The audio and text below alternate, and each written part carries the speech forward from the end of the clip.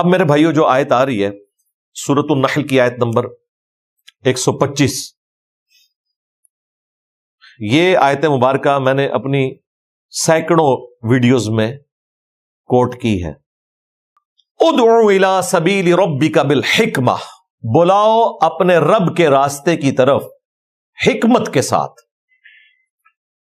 والموعظۃ الحسنہ، اور واز بھی کرو تو اچھے طریقے سے، اچھی نصیحت کے ساتھ لوگوں کو اللہ کی طرف بلاؤ۔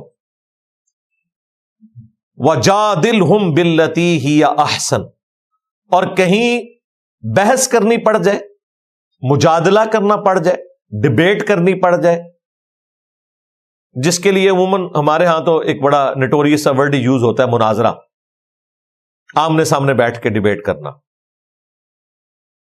اور وہ بھی بدتمیزی کے اوپر مبنی ہوتا ہے، گالی گلوچ پہ ہی اٹھتے ہیں، لانتے بھیج کے ایک دوسرے پہ اٹھتے ہیں۔ ان ربک هو اعلم بمن ضل عن سبیلہ، بے شک تمہارا رب خوب جانتا ہے کہ کون اس کے راستے سے بہک چکا ہے، وَهُوَ أَعْلَمُ بِالْمُهْتَدِينَ، اور وہ خوب جانتا ہے کہ کون ہدایت کے راستے کے اوپر ہے۔ یعنی اللہ کے علم میں ہے کہ کون ہدایت کے راستے پر ہے، کون گمراہی کے راستے پر، لیکن تمہارا کام یہ ہے اے محبوب صلی اللہ علیہ وآلہ وسلم کہ اپنے رب کے راستے کی طرف لوگوں کو بلاؤ۔ ظاہر ہے رسول اللہ کے ذریعے پوری امت کو خطاب ہے۔ اب یہ جو آیت مبارکہ ہے، ادعو الی سبیل ربک بالحکمہ والموعظۃ الحسنہ وجادلہم باللتی ہی احسن، اس میں 3 موڈ بیان ہوئے ہیں دعوت حق کے۔ نمبر 1، لوگوں کو اللہ کی طرف بلانا ہے حکمت کے ساتھ، جو قرآن حکیم میں اللہ تعالیٰ نے فرمایا نا کہ جسے حکمت اللہ نے عطا کی اسے خیر کثیر عطا کیا گیا، لاجکس کی بنیاد کے اوپر لوگوں کو قائل کرنا ہے۔ اس کی پریکٹیکل مثال حضرت ابراہیم علیہ السلام نے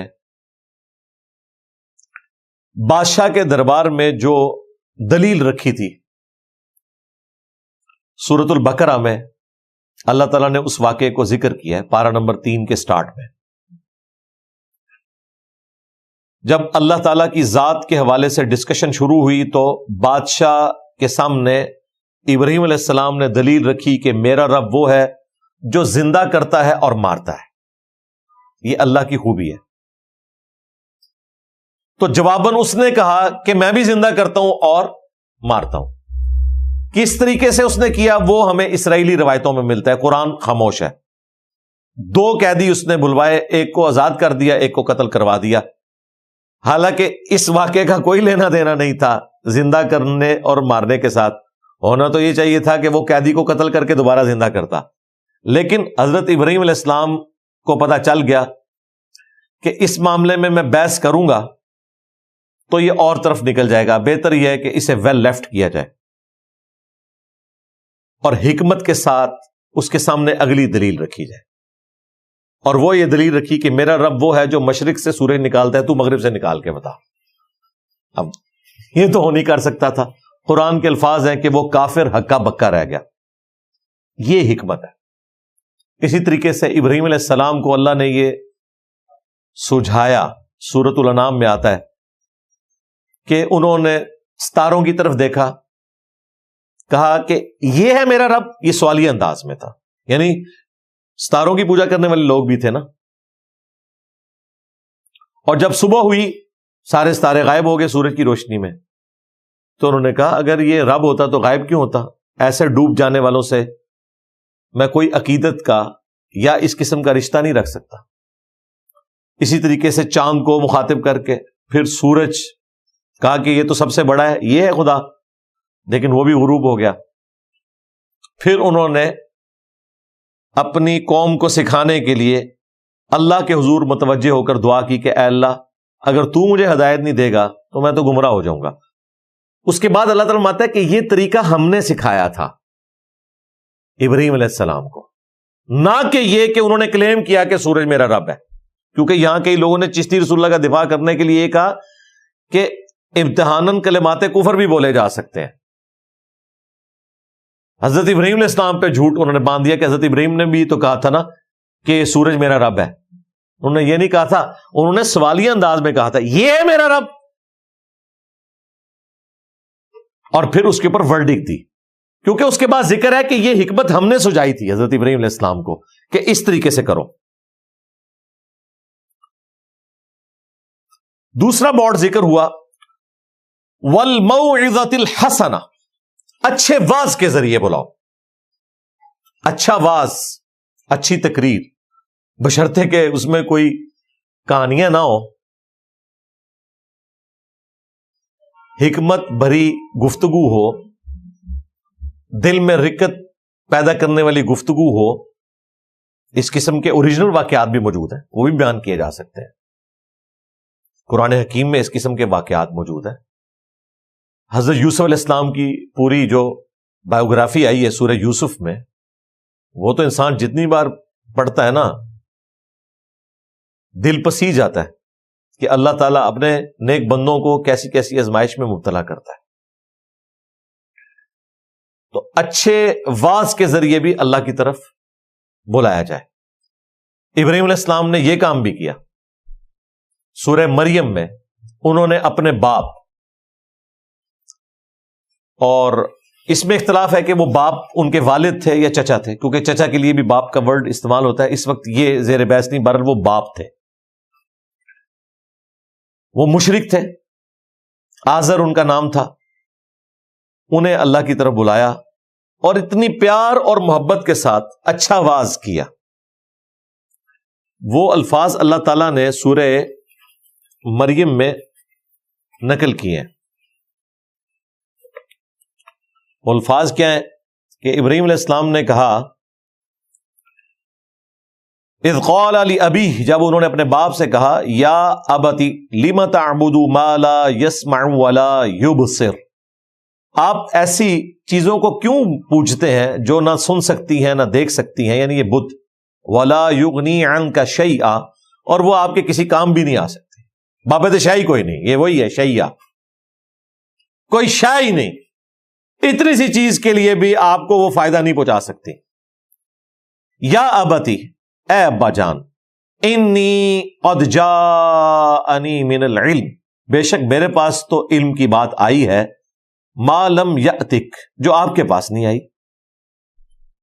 فاتبعنی اہدک صراطا سویا، تو آپ میری اتباع کریں، میں آپ کو سیدھے راستے کی طرف لے کے جاؤں گا. یا ابتی، اے میرے ابا جان، یہ دیکھیں تیسری دفعہ آیا یا ابتی یا ابتی. لا تعبد الشیطان، شیطان کی عبادت نہ کریں. عبادت یعنی اس کا حکم نہ مانیں. ان الشیطان کان للرحمن عصیا، بے شک شیطان تو اپنے رب کا، رحمان کا پکا نافرمان ہے.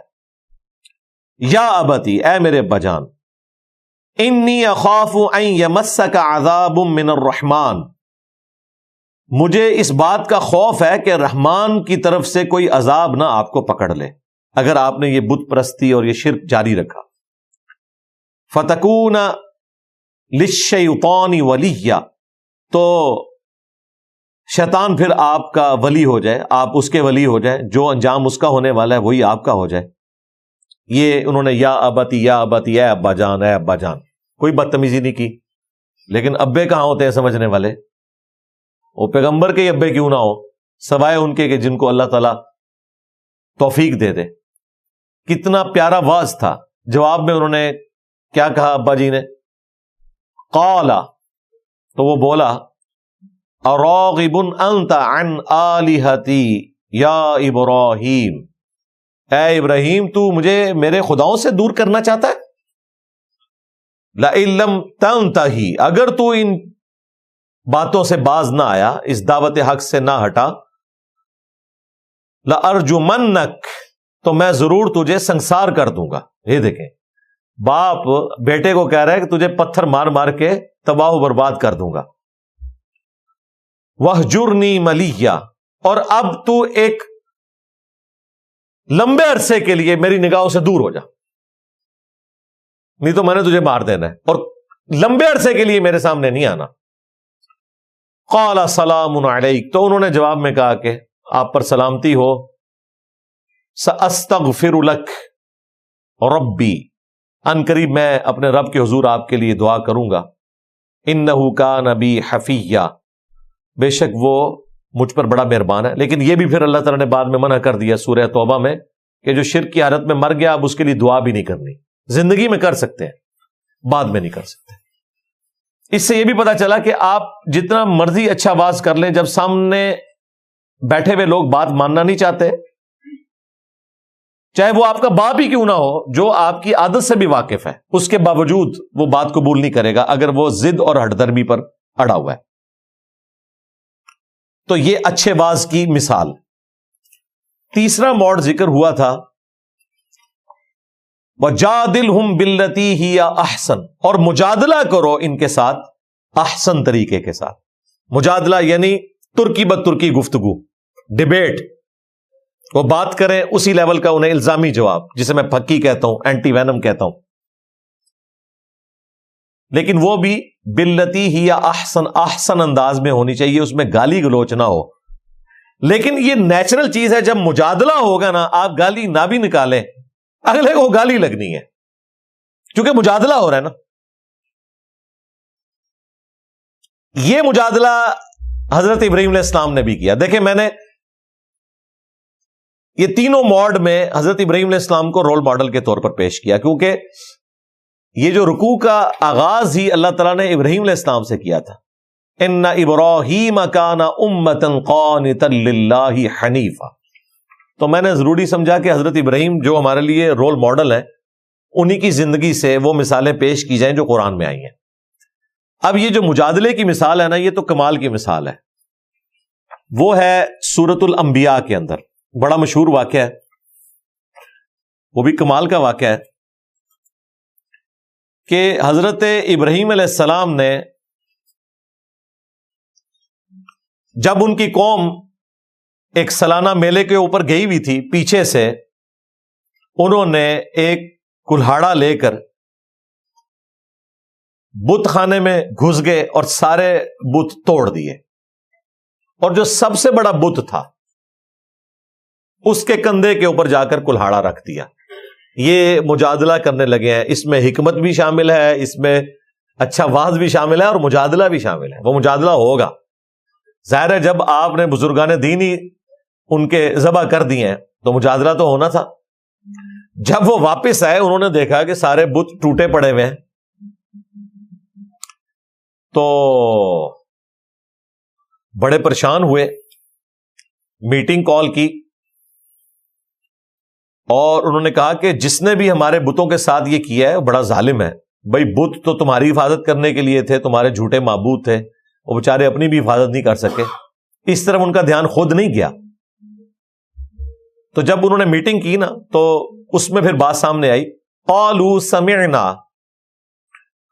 فتى يذكرهم يقال له ابراہیم. انہوں نے کہا کہ ہم کچھ عرصے سے سن رہے تھے کہ ایک نوجوان لڑکا ہے یہاں پہ جو برائی کے ساتھ ان بتوں کا ذکر کرتا تھا. برائی یہ نہیں ہے کہ وہ مطلب کوئی گالیاں نکالتا تھا، وہ یہی کہتا تھا کہ یہ بت کسی کو کیا نقصان پہنچا سکتے ہیں، کیا نفع دے سکتے ہیں.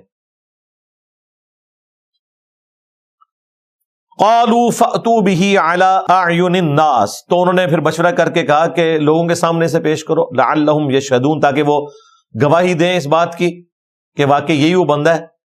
اور ظاہر ہے وہ مان لے گا تو پھر لوگوں کو پتہ چل جائے گا، پھر ہم اس کے اوپر کوئی مقدمہ قائم کریں گے. اب ابراہیم علیہ السلام کو بلایا گیا. قالوا اانت فعلت هذا بآلهتنا یا ابراہیم. تو انہوں نے کہا کہ اے ابراہیم، کیا تو نے ہمارے معبودوں کے ساتھ یہ سلوک کیا؟ یہ سارے مزارات تم نے گرائے ہیں آج کے دور میں، یہ سارے بزرگان دین ان کے ساتھ یہ سلوک تم نے کیا؟ قال بل فعلہ کبیرہم ھذا. تو انہوں نے کہا بلکہ یہ تو ان کے اس بڑے نے کیا ہوگا. بڑے بت کا لفظ بھی استعمال کیا، بڑے کا، اور یہ توریہ تھا، یہ جھوٹ نہیں تھا.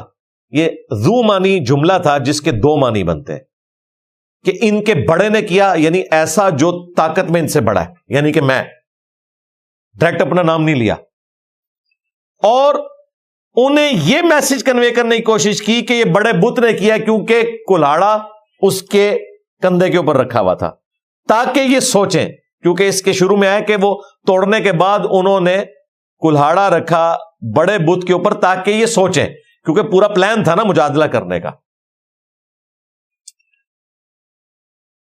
فَاسْأَلُوهُمْ إِن كَانُوا يَنطِقُونَ، ان کا اگر یہ بت جو ماشاءاللہ شہید ہو چکے ہیں ان سے پوچھو اگر یہ بول سکتے ہیں تو۔ فَرَجَعُوا إِلَىٰ أَنفُسِهِمْ، تو اب یہ پھکی والا جواب سن کے وہ اپنے جی میں رجوع کرنے لگے، اپنے اپنے دل میں سوچنے لگے۔ فَقَالُوا إِنَّكُمْ أَنْتُمُ الظَّالِمُونَ، اور پھر الٹیمیٹلی انہوں نے کہا کہ یہ تو نے کیا ہوگا۔ مراد یہ کہ انہیں بھی پتا تھا کہ یہ بڑا بت نہیں کچھ کر سکتا، وہ تو ہل جل ہی نہیں سکتا، نہ یہ جو ذبح شدہ بزرگان دین ہیں یا بت ہیں یہ بول سکتے ہیں۔ ان کے لیے تو بزرگان دین تھے نا ان کے، اور انیشلی یہ بت پرستی شروع بھی بزرگان دین سے ہوئی ہے۔ صحیح بخاری میں موجود ہے کہ یہ اللہ کے نیک بندے تھے قوم نوح میں، جن کی یادگار میں پہلے پتھر رکھے گئے، کچھ عرصے بعد انہیں تراشا گیا، پھر وہ 5 بت بن گئے۔ سٹارٹ میں وہ ان کی یاد میں پتھر رکھے گئے تھے، پھر ان کے بت بن گئے۔ یوں دنیا میں پہلی دفعہ شرک کا آغاز ہوا تھا۔ تو انہوں نے کہا اگر یہ بولتے ہیں تو پوچھو۔ تو انہوں نے اپنے جی میں سوچا کہ یہ کیا بولیں گے، یہی ظالم ہے۔ ثم نکسوا علی رؤوسہم لقد علمت ما هؤلاء ينطقون، پھر وہ سر جھکائے ہوئے شرمندگی کے ساتھ بولے ابراہیم تم خوب جانتے ہو کہ یہ تو بول ہی نہیں سکتے۔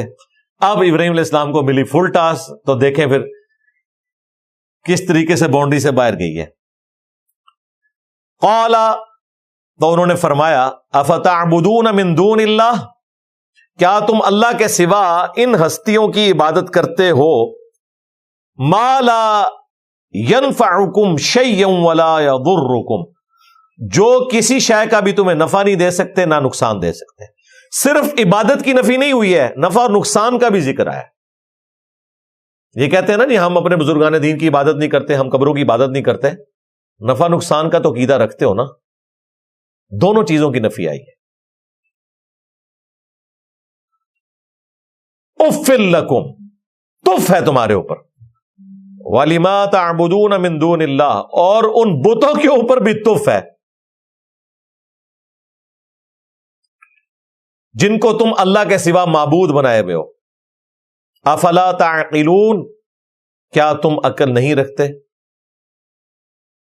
اب یہ ابراہیم علیہ السلام نے جس طریقے سے انہیں ڈیل کیا، سورہ الانبیاء ہی میں اس سے پہلے 54 نمبر آیت میں وہ سخت الفاظ بھی ہیں۔ قال لقد کنتم انتم وآباؤکم فی ضلال مبین، انہوں نے کہا کہ بے شک تم اور تمہارے آباء و اجداد سب کے سب کھلی گمراہی میں تھے۔ یہ الفاظ بھی حضرت ابراہیم علیہ السلام نے ان کے لیے استعمال کیے۔ اس میں ان لوگوں کا رد ہو گیا جو یہ کہتے ہیں کہ جی تھوڑا ہاتھ ہولا رکھا کرو۔ حضرت ابراہیم علیہ السلام نے کوئی ہاتھ ہولا نہیں رکھا، ہم ابراہیمی ہیں۔ انتم وآباؤکم فی ضلال مبین، تم بھی تمہارے سارے بزرگان دین سو کالڈ سب گمراہ تھے۔ یعنی ابراہیم علیہ السلام یہی کہہ رہے تھے کہ باب شاہی کوئی نہیں، یہ وہی بات۔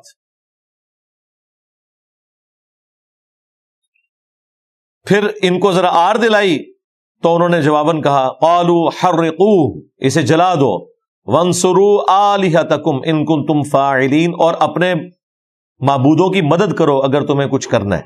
دیکھیں کس طریقے سے جذبات سے کھیل رہے ہیں، وہ کہہ رہے ہیں اپنے بتوں کی مدد کرو۔ یار بتوں نے تمہاری مدد کرنی تھی، تمہیں ان کی مدد کرنی پڑ رہی ہے، یہی تمہاری شکست کی اناؤنسمنٹ ہے۔ تو پھر اللہ تعالیٰ نے فرمایا قلنا، پھر ہم نے فرمایا یا نار کونی بردا وسلاما علی ابراہیم، اے آگ ٹھنڈی ہو جا اور صرف ٹھنڈی نہیں ہونا، سلامتی کے ساتھ ٹھنڈا ہونا ہے ابراہیم پر. وَأَرَادُوا بِهِ كَيْدًا، تو انہوں نے ابراہیم علیہ السلام کے خلاف چال چلی. فَجَعَلْنَاهُمُ الْأَخْسَرِينَ، لیکن خود ہی خسارہ پانے والوں میں ہو گئے. آگ کو ٹھنڈا بھی کیا اور سلامتی بھی بنا دیا حضرت ابراہیم علیہ السلام کے لیے. یعنی اتنی ٹھنڈی بھی نہ ہو جائے کہ انہیں تکلیف ہو، سلامتی والی ٹھنڈی ہو. تو یہ ابراہیم علیہ السلام نے مجادلہ بھی کر کے بتایا، یعنی ان کے اصول اور مبادی کے اوپر انہیں گرایا. اللہ کا شکر ہے ہم بھی اپنی دعوت اسی طریقے سے لے کے چل رہے ہیں. ہم حکمت کے ساتھ بھی بات کرتے ہیں. سائنٹیفک فیکٹس کے اوپر میری اب تو سینکڑوں ویڈیوز ہو چکی ہیں منکرین خدا کو اسلام کی طرف بلانے کے لیے. پھر وقتاً فوقتاً کرسچنز کی طرف سے، ہندوؤں کی طرف سے، منکرین خدا ایتھیسٹ کی طرف سے جو اسلام پہ حملے ہوتے ہیں، اس پہ میں ویڈیوز ریکارڈ کرواتا ہوں. واضح ہنسنا کی بات ہے. اللہ کا شکر ہے قرآن حکیم میں فکر آخرت کے اوپر جتنی آیات ہیں وہ ساری کی ساری میری ویڈیوز یوٹیوب کے اوپر اویلیبل ہے. پوری قرآن کی تفسیر 344 لیکچر میں ریکارڈ ہو چکی ہے. اب یہ دوسری دفعہ ریکارڈنگ ہو رہی ہے. آج 187 نمبر لیکچر ہے. آپ وہ اچھا واز بھی دیکھ سکتے ہیں ہدایہ وکٹری چینل پہ، ہدایہ پورٹل چینل کے اوپر. اس میں صحابہ کرام کے اوریجنل واقعات بھی ہیں، انبیاء کرام کے واقعات ہیں. اس کے ذریعے بھی ہم لوگوں کو اللہ کی طرف بلاتے ہیں. اور جو مجادلے والا کام ہے، یہ دنیا کا مشکل ترین کام ہے. یہ جس آسان انداز میں اللہ تعالیٰ نے اس پلیٹ فارم سے لیا ہے وہ اسی پلیٹ فارم کا خاصہ ہے. اور کسی نے یہ کام اس طریقے سے نہیں کیا کہ مختلف مکاتب فکر کو ان کے اصول اور مبادی کے اوپر مجادلہ کر کے بیک فٹ پہ جانے پر مجبور کیا گیا. جن لوگوں نے گستاخانہ عبارتوں کے اوپر باقی فرقوں کو نیزے کی نوک پہ لیا تھا، ہم نے اسی فرقے کی گستاخانہ عبارتیں بھی نکالی. جن لوگوں نے بخاری مسلم کی بنیاد پہ صرف رفع الیدین کے اوپر مناظرے لڑ لڑ کے لوگوں کو اپنا حق پہ ہونا بتانا شروع کر دیا تھا اور اسی پہ وہ اپنی فتح کی اناؤنسمنٹ کر رہے تھے، ہم نے بخاری اور مسلم سے ان کے عقائد اور نظریات کے خلاف بنو امیہ کو ایکسپوز کر کے انہیں بھی امتحان میں ڈالا کہ اب اسے بھی مانو. تو ہر فرقے کو اس کے زور کے اوپر گرایا. اس کے اوپر میری جو ویڈیو ہے مجلس 50 انٹرویو آف انجینئر محمد علی مرزا، وہ تفصیلاً 4 گھنٹے کی ویڈیو ہے. اس میں میں نے تمام مکاتب فکر کو بات کیسے ان کے سامنے رکھنی ہے، جو ان کے انٹرسٹ کی چیز ہے اس سے سٹارٹ لینا ہے، جو ان میں غلط چیز ہے، برائی ہے، اس سے سٹارٹ نہیں لینا، وہ تو بات ہی نہیں سنیں گے. جو ان کے انٹرسٹ کی چیز ہے، جس کی بنیاد پہ وہ لوگوں کو گمراہ کہتے ہیں، اسی کامن ٹرم سے آپ نے آغاز کرنا ہے. مثلا بریلوی کہتے ہیں کہ جی باقی سارے گستاخ ہیں، انہیں کہ بالکل ہم آپ کے ساتھ ہیں کہ گستاخی نہیں ہونی چاہیے. وہ آپ کو بتائیں گے جی اشرف علی تھانوی نے تھانوی رسول اللہ کو انڈورس کیا، آپ کے بالکل ہم آپ کے ساتھ ہیں، غلط کیا. لیکن اب یہ چشتی رسول اللہ اور شبلی رسول اللہ بھی نکلا ہے. اب آپ کہاں بھاگیں گے؟ کیونکہ یہ وہ چیز ہے جو آپ خود مانے ہوئے. جو بندی کہیں گے کہ بریلوی جو ہے وہ قبروں سے مانگتے ہیں، اور یہ بزرگان دین جو ان کے نزدیک ہیں ان کے بارے میں عقیدہ رکھتے ہیں کہ مرنے کے بعد ان کی طاقت بڑھ جاتی ہے اور یہ لوگوں کی مدد کرتے ہیں. یہ گمراہ کن عقائد پھیلا رہے ہیں آپ کے. بالکل ٹھیک ہے، لیکن سرکار یہ دیکھیں، آپ کے اشرف تھانوی صاحب نے بھی لکھا ہے کہ قاسم ننوتوی صاحب مرنے کے 6 سال بعد فزیکلی قبر سے نکل کر دیوبند کے 2 مولویوں کی صلح کروا کے واپس چلے گئے، خواب میں نہیں. اب آپ بتائیں، تھوڑی دیر پہلے تو آپ کہہ رہے تھے نا کہ یہ عقیدہ غلط ہے، اب بتائیں، بند گلی میں چلے گئے نا. اسی طریقے سے اہل تشیع کا یہ کلیم ہے کہ وہ حضرت علی کی مخالفت کے اوپر صحابہ کرام علیہم رضوان پر سب و شتم کرتے ہیں، اصحاب جمل کے اوپر. اگرچہ انہوں نے معافی بھی مانگ لی حضرت علی سے اور معاملہ کنکلوڈ ہو گیا، پھر بھی انہیں آپ بتائیں کہ خوارج وہ تھے جو حضرت علی کو چھوڑ گئے، ان کے اپنے فوجی تھے، پھر بھی حضرت علی نے مال غنیمت میں سے ان کا حصہ مقرر کیا ہوا تھا جب تک کہ انہوں نے مسلمانوں کو قتل نہیں کیا، اور ان پہ کفر کا فتویٰ بھی نہیں لگایا. کہا ہمارے بھائی تھے، بھگوڑے ہو گئے. نہ یہ کافر ہے نہ یہ منافق ہے. تو یہ ہر ایک فرقے کو آپ نے اصول اور مبادی کے اوپر گرانا ہے. اہل حدیث یہ کہتے تھے کہ جی ہمارا نماز کا طریقہ رفع الیدین کے ساتھ بخاری مسلم میں لکھا ہے. دیکھیں یہ لوگ سنی ہو کر بھی بخاری مسلم کو مان کر بھی اس پہ عمل نہیں کرتے. بالکل آپ کی بات ٹھیک ہے، ہم آپ کے ساتھ ہیں، نماز کا طریقہ یہی ہے. لیکن سرکار بخاری مسلم میں تو یہ بھی لکھا ہوا ہے کہ بنو امیہ نے اس امت کے ساتھ، اہل البیت کے ساتھ کیا ظلم کیا. اب آپ بتائیں آپ نے یہ بات ماننی ہے کہ نہیں، یا صرف رفع الیدین کی حدیثیں ماننی ہے؟ تو یہ اصول اور مبادی پر اس کو میں نے اینٹی وینم، پھکی، الزامی جواب کہا۔ اینٹی وینم یہ ہوتا ہے کہ کوبرا جو سانپ ہے نا، اس کے زہر سے اس کا اینٹی وینم تیار کیا جاتا ہے، اس زہر کا علاج کوئی نہیں ہے، وہ زہر نکالا جاتا ہے، وہ زہر جو ہے وہ ڈائلیوٹ کر کے نا گھوڑے کو ٹیکا لگایا جاتا ہے، پھر آہستہ آہستہ گھوڑا اس کے بلڈ کے ساتھ نا اس میں امیونٹی پیدا ہو جاتی ہے، پھر آہستہ آہستہ جب وہ امیونٹی اسٹرانگ ہو جاتی ہے، پھر وہ اس کے بلڈ میں سے جو اینٹی باڈیز بنے ہوئے ہوتے ہیں نا، جو کہ اس زہر سے لڑتے ہیں، وہ نکال لیتے ہیں، وہ اینٹی وینم ہوتا ہے۔ تیار کس سے ہو رہا ہے؟ اسی وینم سے، یعنی تھانوی رسول اللہ وینم سے چشتی رسول اللہ وینم تیار ہو گیا، صرف بندوں کے نام بدلے ہیں، لیکن بندوں کے نام نہیں، وہ دو مختلف پارٹیوں کے بزرگان دین ہیں، ایک کے لیے بزرگان دین ہے، دوسروں کے لیے وہ گستاخ ہے، اس لیے ان کے لیے آ گیا امتحان والا معاملہ۔ تو یہ اللہ کا شکر ہے ہم نے کیا ہے، مشکل کام تھا، اللہ تعالیٰ نے لیا ہے، کیونکہ اس کے ساتھ جان کا رسک جڑا ہوا ہے اور ڈی فیم ہو جانے کا خطرہ جڑا ہوا ہے، گالیاں پڑتی ہیں، اس لیے اس کام کو کوئی ہاتھ نہیں ڈالتا۔ پوری زندگی لوگ ختم نبوت کا نام لیتے ہیں، توحید کا نام لیتے ہیں، لیکن شرک جو اریاں شرک ہے اسے بائی نیم مینشن نہیں کر پاتے۔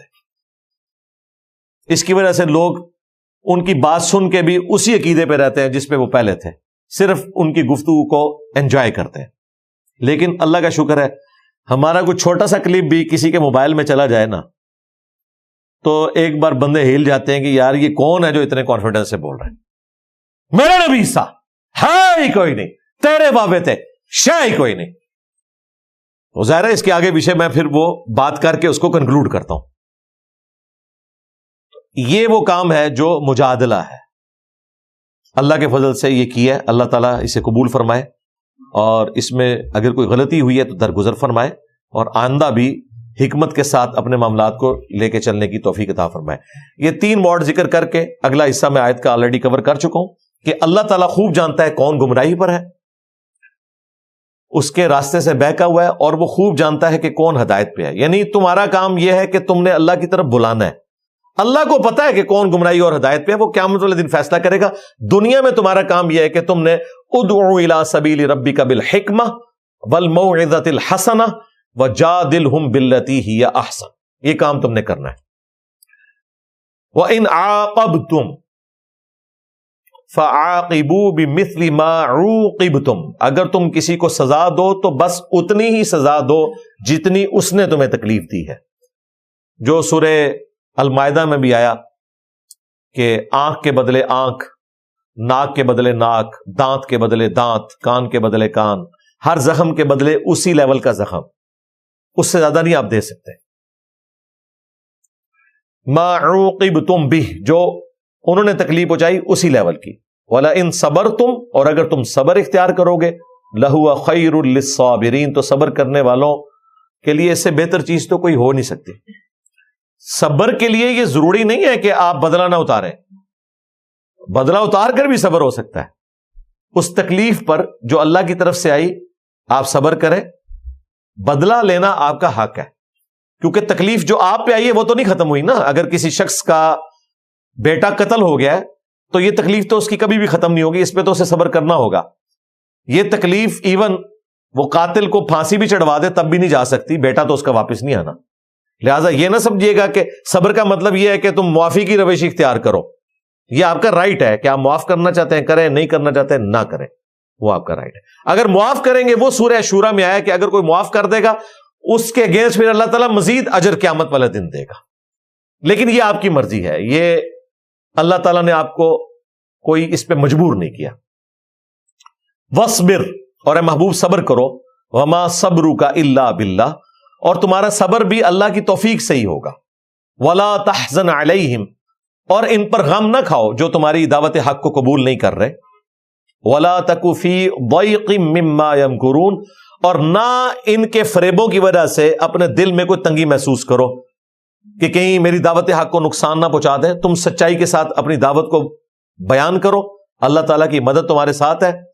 کوفت ضرور ہوتی ہے, قرآن میں کئی جگہ یہ بھی آیا کہ ان کی باتوں سے نبی تمہیں کوف ضرور ہوگی, لیکن at the end of the day تمہاری جیت ہوگی. دنیا میں بظاہر نہ بھی ہوئی, آخرت میں تو ہونے والی ہے. تو آپ نے اپنے آپ کو اس غم میں مبتلا نہیں کرنا کہ لوگ حق نہیں قبول کر رہے, اور نہ اس غم میں پڑنا ہے کہ یہ جو اسلام کے خلاف سازشیں کر رہے ہیں اس کی وجہ سے یہ ہو جائے گا. تم نے اپنا کام کرنا ہے, یہ اپنی مکارانہ چالیں چلتے رہے, اللہ تعالیٰ اہل حق کا ساتھ دے گا. ان اللہ مع الذین اتقوا, بے شک اللہ تعالیٰ ساتھ ہے ان لوگوں کے جو تقوی کی روش اختیار کرتے ہیں. اللہ کی مدد ان کے ساتھ ہے جو خدا سے ڈرنے والے لوگ ہیں.